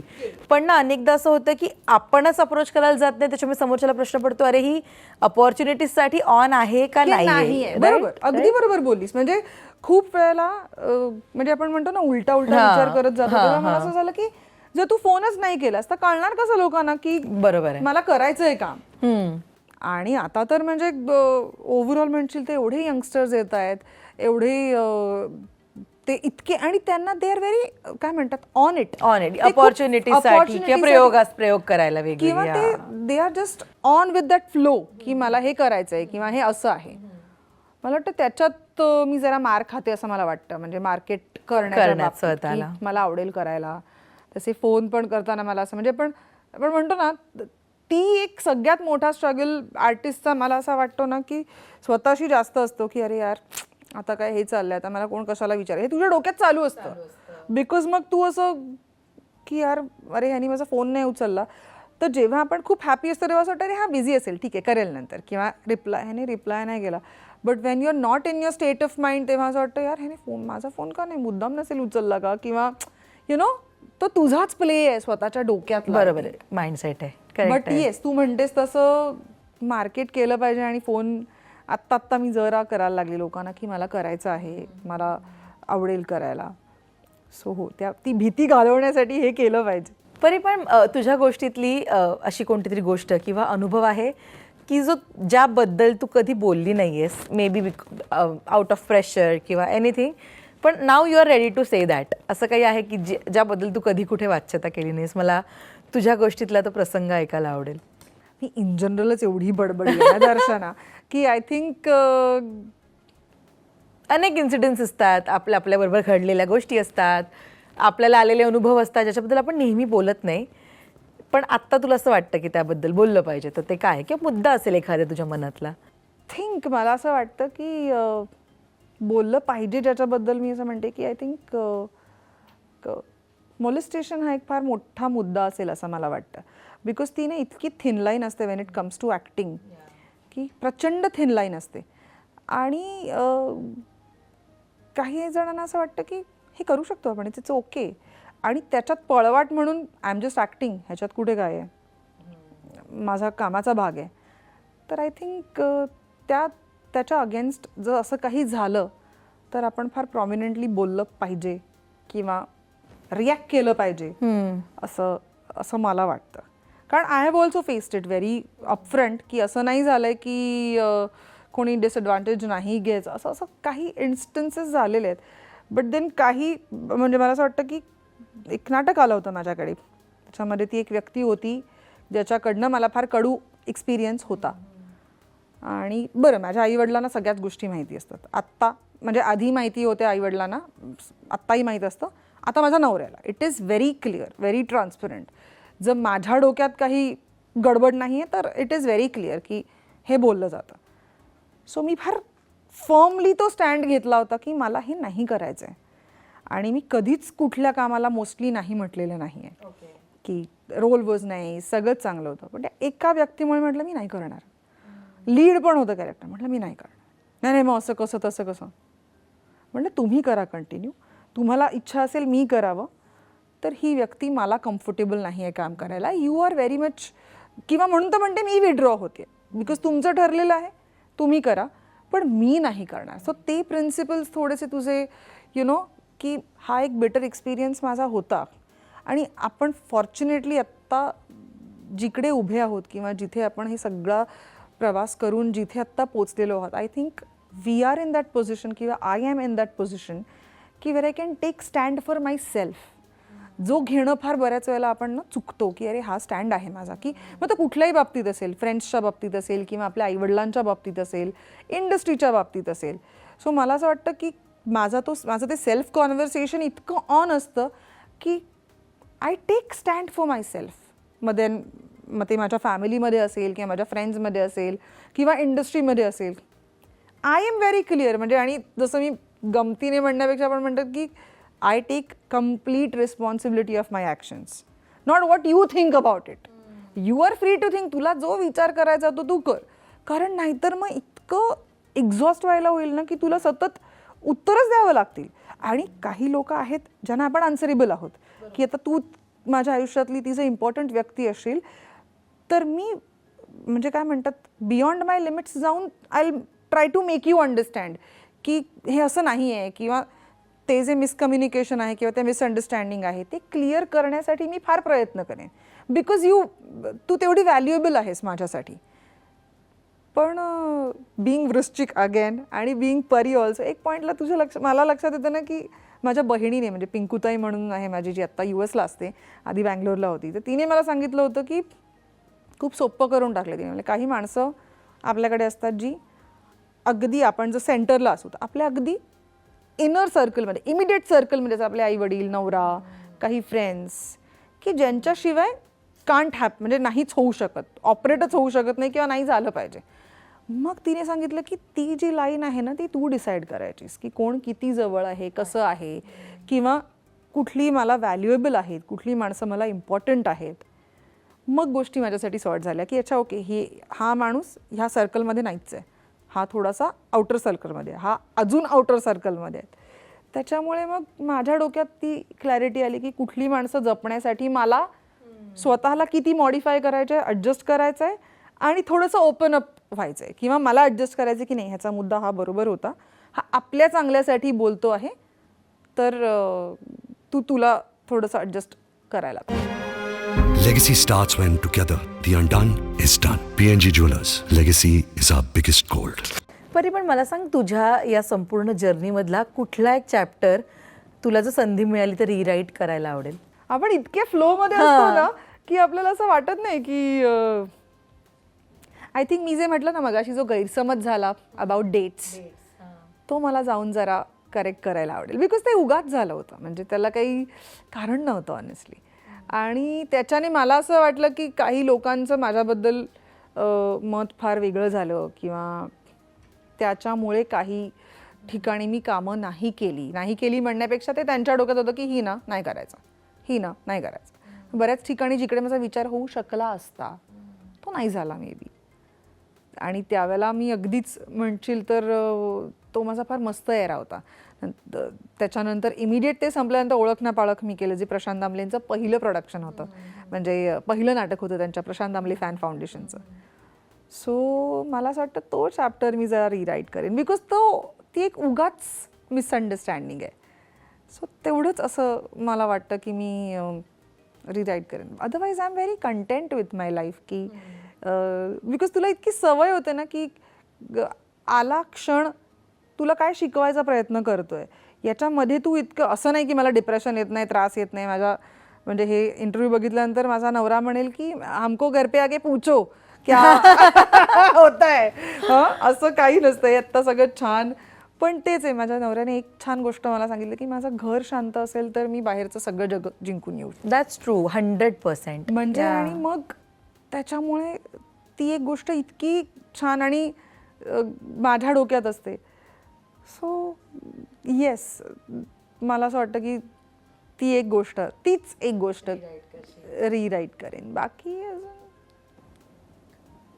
आणि सुरुवातीपासूनच म्हणजे या एपिसोडच्या सुरुवातीलाच तू पुलंचं नाव घेतलंस, ते आत्तापर्यंत तू वेगवेगळ्या कलाकारांची नावं घेतलीस. मग नीना कुलकर्णी असतील, विक्रम गोखले असतील, प्रशांत दामले सर असतील, अनेक कलाकारांची नावं घेतलीस. परी मला सांग, तुझ्या गोष्टीतले या लोकांबरोबरचे अनुभव मी तुला म्हणाले की शेअर कर, की कोणाकडनं तू काय शिकली आहेस किंवा कोणाबरोबरचा कोणता सीन हा तुझ्या कायम ऑटोबायोग्राफीमध्ये सेव्ह राहणार आहे, तर ते कोणते अनुभव शेअर करशील आज या एपिसोडमध्ये? मी प्रशांत दामलेंबरोबरचा सांगेन, प्रशांत दामलेंबरोबरचा. एक तर त्यांचं पहिलं प्रोडक्शन होतं ते, आणि त्याच्यामध्ये आम्ही 4 जण होतो, प्रशांत दामले, मंगेश कदम, मी आणि पौर्णिमा तळवलकर.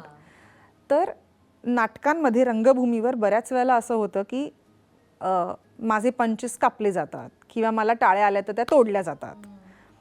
प्रशांत दामलेंनी मला, कोल्हापूरला आमचा प्रयोग होता ओळखण्या पाळकचा, आणि त्यांचा लाफ्टर होता जो त्यांचा बंपर लाफ्टर आहे. प्रशांतांनी तो असाच्या असा उचलून एक दुसरा पंच ऑन स्टेज मला सांगितला, जो नव्हताच, स्पॉन्टेनियसली त्यांना तिथे आठवला होता. तर म्हणजे एवढीच मी तुला छोटासा किस्सा सांगते तो, की त्याच्यामध्ये पौर्णिमा तळवलकरचा ते आवाज मला त्या वॉकमॅनवरती ऐकवतात आणि सांगतात, हा आवाज ओळखीचा वाटतोय, ऐका. माझं तो नाही हो, नाही, ठीक आहे, परत ऐका, एवढंच होतं त्याच्यात. आणि त्याच्या आधी त्यांचा जस्ट कुठला तरी बंपर, त्याच्यानंतर त्यांचा एक काहीतरी बंपर लाफ्टर होता, मेजर बंपर. त्यांनी मला ऑन स्टेज सांगितलं, लता मंगेशकर घे, लता मंगेशकर. मी असं बघितलं त्यांच्याकडे, हां घे घे घे घे, आणि मी त्याच्यात लता मंगेशकर असा घेतला आणि मला बंपर लाफ्टर आला दर्शना.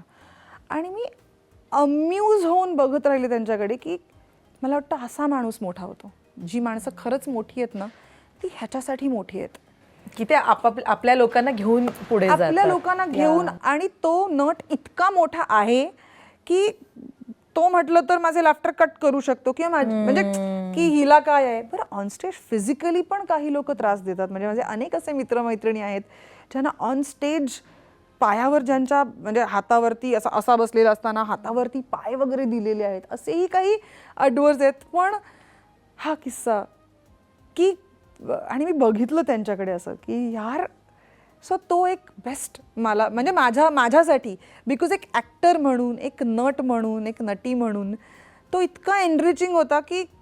आणि आय थिंक अशीच आपली इंडस्ट्री, अशात, आणि माझा फार विश्वास आहे, चांगल्या लोकांमुळेच आपली इंडस्ट्री फार जास्त म्हणजे प्लस मायनस निगेटिव्ह अशा खूप गोष्टी आपण ऐकतो ह्याच्याबद्दल, ते आहेत सुद्धा, मी डिनाय करत नाही आहेत.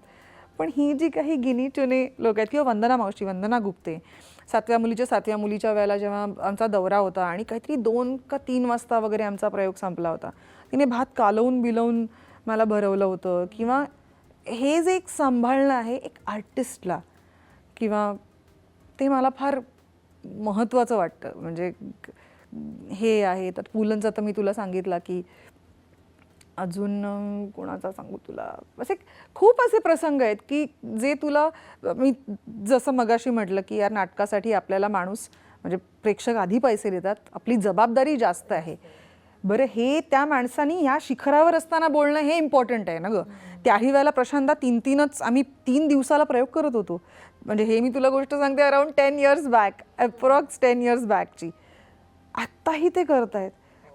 तो ग्रॅटिट्यूड त्या म्हणजे प्रशांतदा, म्हणजे तू म्हणत की नाटकामधला शाहरुख खान आहे की त्यांची, मी त्यांना म्हणते पण ना की तुमची पुण्याई आहे. म्हणजे मी त्यांना म्हटलं होतं, म्हटलं प्रशांतदा तुमची पुण्याई आहे आणि तुम्ही लकी आहात की तुम्हाला तुमच्या आवडीचं काम करून आपल्याला आपलं लाईफ पुढे नेता येत आहे, म्हणजे तुमचं लिव्हिंग जे आहे, अर्निंग जे आहे ते आपलं ह्याच्याने आहे, अशा आमच्या चर्चा व्हायच्या प्रशांत दामलेंच्या किंवा मंगेश कदम यांच्या.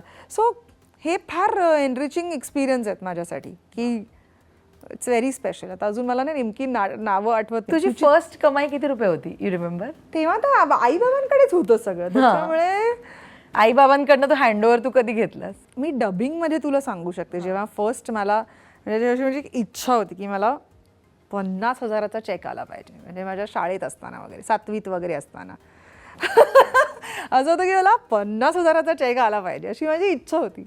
आणि ती माझी डबिंगमधनं म्हणजे हे मी बहुतेक आईकडे किंवा बाबांकडे बोलले असणार, कारण कॉलेज नंतरच सगळं तसं म्हटलंच तर मी बघायला सुरुवात केली.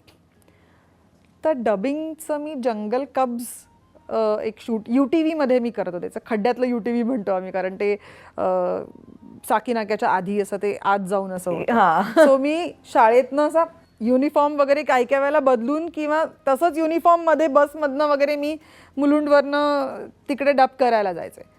सो तो माझा काहीतरी 52,000चा चेक होता, जो माझ्या लक्षात आहे. डबिंग शिकली असते. अगं पण ते 3-4 ह्याचं एकत्र होतं, म्हणजे काही सिरियल्सचं एकत्र होतं. 3 का 4 मला वाटतं सिरियल्स माझ्या डबिंगच्या चालल्या होत्या त्यावेळेला, आणि तो मला वाटतं 1 महिन्याचा का 2 महिन्याचा, मला ते पण माहिती नाही. पण बहुतेक मी आई बाबांकडे बोलून गेले असेल की मला ना हे म्हणजे असं मिळायला पाहिजे, असं मी बोलून गेले असणार, म्हणून बहुतेक तो बाबांनी का आईनी मला दाखवलं असणार की हे बघ तू बोलली होतीस ना, तुला आला हा चेक.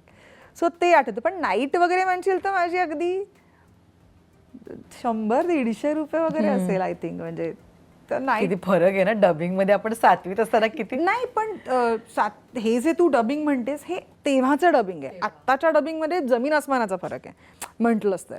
सो हां, तेव्हाचं लोकांना वगैरे डबिंगमधनं छान पैसे वगैरे मिळतात, जे मिळतात. म्हणजे असं कसं आहे माहिती आहे, तुझा तिकडे बघायचा काय म्हणतात अप्रोच कसा आहे त्याच्यावरती आहे.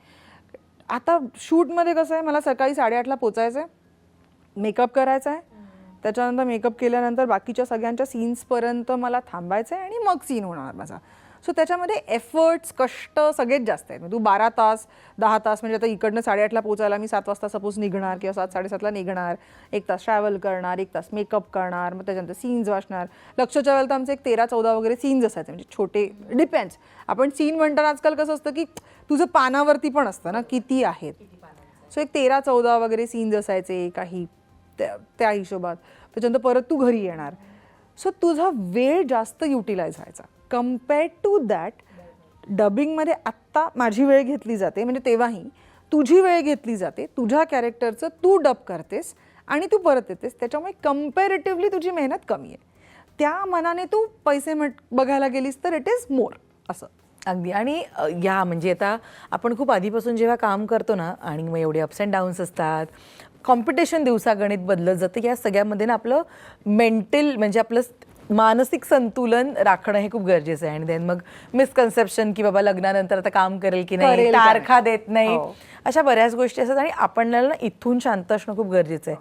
तर जे काही बॅटल आहे ते आपलं असतं. मला सांग परी, एवढ्या वर्षात तू म्हणजे आत्ता सगळेजण ओपनली बोलायला लागलेत याबद्दल, मेंटल हेल्थ, एन्झायटी, डिप्रेशन.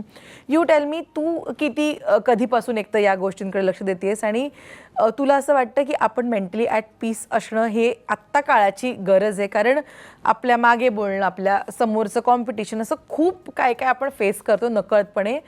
तर तू लक्ष देतेस या गोष्टींकडे? 100%. म्हणजे इनफॅक्ट माझं प्रिन्सिपल असं, nothing at the cost of my peace of mind and happiness. Because तू खुश नाही आहेस तर तू बेटर डिलिव्हरच करू शकणार नाहीस. आणि तू डोक्यातनेच शांत नाही आहे तर तू काहीच. जसं मी म्हणते, मला एक म्हणजे ओव्हरऑल म्हणशील तर माझं ओव्हरऑल वाचन जास्त होतं, आणि ह्या बाबतीतलं म्हणजे सिक्रेट वगैरे तर मी लक्षच्या आधी वगैरेच वाचलेलं होतं. त्याच्यामुळे आणि मी माझ्या वयाच्या 24व्या वर्षी माझ्या आयुष्यातलं पहिलं घर घेतलं. कारण कुठे घेतलंस ते? मी घेतलं मालवणीला, मालाडला. आणि मी ओळखणं पाळखच्या वेळेला जाऊन 2.5 लाखाचा चेक देऊन आले होते घोडबंदरला घर घेण्यासाठी. पण तेव्हा माझ्याकडे गाडी नव्हती, काहीच नव्हतं, आणि घोडबंदरला पोहोचणं was a task that time. आता पण आहे. ओ येस, आत्ताही आहेच टास्क. पण तेव्हा रिक्षाच होत्या फक्त, कॅब्स नव्हत्या, काही नव्हतं. त्याच्यामुळे मी आधी गुंतवले की मला म्हणजे अगदीच भूमिपूजनापासून असं उभं राहिलेलं एक अख्खं हावरेमध्ये मी इन्व्हेस्ट केलं होतं.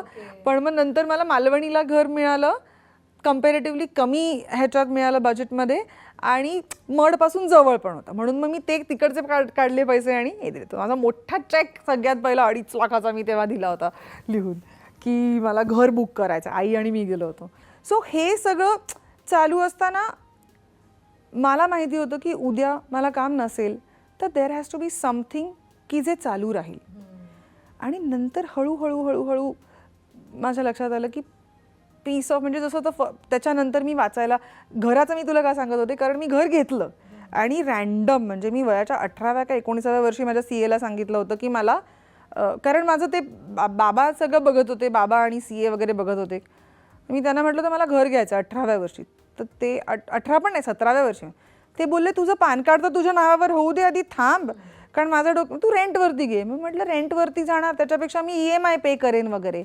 आणि 24व्या वर्षी माझे नितीन वेटे म्हणून CA आहेत, त्यांनीच मला मदत केली. म्हणजे माझे थोडेसे पैसे मला कमी पडत होते तर नितीन काकांनी दिले. म्हणजे माझ्या सेव्हिंग्समधनं त्यावेळेला नुकसान नाही व्हायला पाहिजे म्हणून स्वतःच्या पदरचे त्यांनी मला पैसे दिले. आणि बाबांना म्हटलं की 24व्या वर्षी म्हणे मुलगी लेक आपली घराचं सगळं कॅल्क्युलेशन घेऊन बसली, आपण हेल्प नाही करायची तर कोणी करायची, असं म्हणून नितीन काकांनी मला हेल्प केली होती.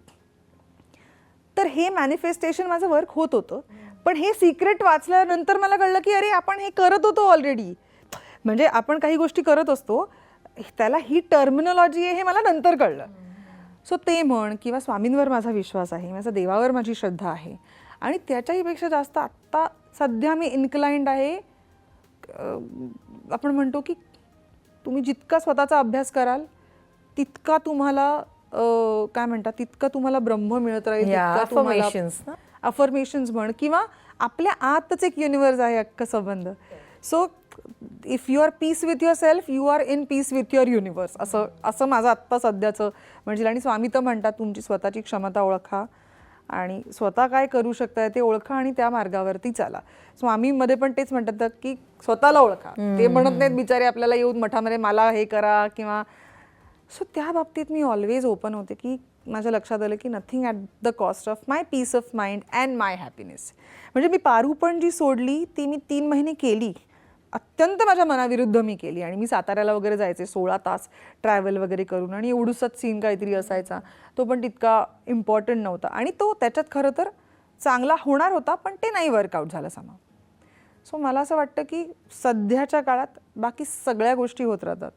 स्वतःची तुम्ही म्हणजे आपल्याला हे जे शिकवलं जातं ना की स्वार्थी असू नये, मला असं वाटतं की स्वतःची जाणीव असणं फार गरजेचं आहे. आणि स्वार्थातनं परमार्थाला काही हरकत नाहीच आहे की. जसं मी म्हणते की जर मी शांत नसेन तर माझ्या आजूबाजूची लोक कशी शांत असतील. किंवा आता एखादी गोष्ट फॉर एक्झाम्पल मला तुला द्यायची असेल तर त्याच्यासाठी आधी ती गोष्ट माझ्याकडे असायला पाहिजे ना. जर माझ्याचकडे माझा आनंद नसेल तर मी समोरच्याला कसा आनंद देणार. त्याच्यामुळे मला वाटतं हा स्वार्थीपणा म्हणण्यापेक्षा इट इज व्हेरी कंटेंट. तुम्ही ते मला असं वाटतं की स्वावलंबन आहे ते, रादर स्वार्थी असण्यापेक्षा इट इज आपण त्या गोष्टीचा अवलंब करतोय का. तर जर मी केलं तर मग सगळे खुश असू शकतात. म्हणजे माझ्याकडे मला जर हे घड्याळ तुला द्यायचं असेल तर ते घड्याळ आधी माझ्याकडे असलं पाहिजे. हा स्वार्थीपणा नाही आहे ना. आणि अनफॉर्च्युनेटली आपण पैसे कमावणं किंवा हे म्हणतो, मला असं वाटतं पैसा हे एक मीडियम आहे की ज्याच्या माध्यमातून तुम्हाला 4 गोष्टी लोकांसाठी तुमच्या आजूबाजूच्या लोकांसाठी करता येतात. ती पैसे असून पण दानत नसलेली किती लोक आहेतच की ग. आणि अगदी एवढे पैसे असून सुद्धा भरभरून देणारी पण लोक आहेतच की. सो म्हणजे आता फॉर एक्झाम्पल माझ्या आजीला त्यावेळेला मला जर मी चांगले पैसे कमवत असेन तर मला आजीला म्हणजे पिंकूताईकडे पाठवायचं होतं तर मी तिला फ्लाईटने पाठवू शकेन. आणि त्याच्यासाठी मला पैसा हवा आहे का तर हवा आहे. माझ्या आईवडिलांना एखादी गोष्ट इन माय हेड असं मला असं वाटतं की मी हे केलं तर मला मजा येईल. त्यातल्या त्यात जेवढा कम्फर्ट मी त्यांना देऊ शकते त्याच्यामध्ये बेटर कम्फर्ट जर मी त्यांना देऊ शकणार आहे आणि त्याच्यासाठी मला पैसे किंवा अर्थार्जनाची गरज आहे तर आय वॉन्ट मनी. म्हणजे तुम्हाला पैसे कमावताना सुद्धा खूप असं वाटतं रे आपल्याला जास्त पैसे हवेत म्हणजे हा निगेटिव्ह आहे. कशासाठी. माझ्या लोकांना मी भरभरून जर देऊ शकणार मनी कॅन बाय हॅपीनेस. मी तर टोटली अग्री करते यावर. पण जेन्युअनली खूप गोष्टी आहेत या तुझ्या गोष्टीतल्या. पण मला सांग, जसं मी सुरुवातीलाच म्हटलं की प्रत्येकाची ना एक रॉ प्युअर आणि रेअर गोष्ट असते, जसं PNGचं गोल्ड आहे. सो मी तुला आज म्हटलं की तुझ्या गोष्टीतला मला एक असा दिवस किंवा भूमिका किंवा अनुभव शेअर कर की ज्याच्यामुळे तू शाईन झालीस. सो ती PNG special golden shining moment कोणती आहे परी तुझ्या या करिअरमधली तुझ्यासाठी? इट मे बी अ दिवस, your role or a day, character, what exactly, किंवा मालिका काय आहे ती? ऑनेस्टली सांगू तर मला असं वाटतं की जसं सोनं आत्ता भरभरून वाढत चाललेलं आहे, त्याला एक वेगळी झळाळी यायला लागली आहे. पण मला असं वाटतं एक मोमेंट नाही आहे, माझ्या खूप साऱ्या मोमेंट्स आहेत. जसं आभाळमाया माझ्या आयुष्यात येणं ही गोल्डन मोमेंट होती. लक्ष मला करायची इच्छा असणं आणि सुचित्रताई आणि आदेशदानी आणि स्टार प्रवाहाने मला ती संधी देणं ही माझ्यासाठी गोल्डन हे आहे. गौरी माझ्या आयुष्यात येणं ही गोल्डन स्पेशल आहे. माझं लग्न, माझा नवरा is my biggest blessing because मी जितकी आता ओपन, छान, खुश, आनंदी अशी सगळी दिसते, माझे सगळे जे निगेटिव्ह पॉईंट्स आहेत ते सहन करणारा, शांत असणारा, पेशन्स भयंकर असणारा हा माझा नवरा आहे. आणि is too good to be real, honestly, touchwood. म्हणजे हे मी आता ठीक आहे कबूल करते ऑन स्क्रीन, पण he is my biggest blessing. माझं लग्न होणं ही माझ्या आयुष्यातली खूप मोठी गोष्ट आहे. आणि अशा मोमेंट्स येत इवन आई-बाबांबरोबर. इनफॅक्ट मी म्हणेन की कॉलेजनंतर म्हणजे बाबांबरोबर माझं तेवढं, बाबांचा धाक होता, आईबरोबर ऑलवेज कनेक्टेड होते.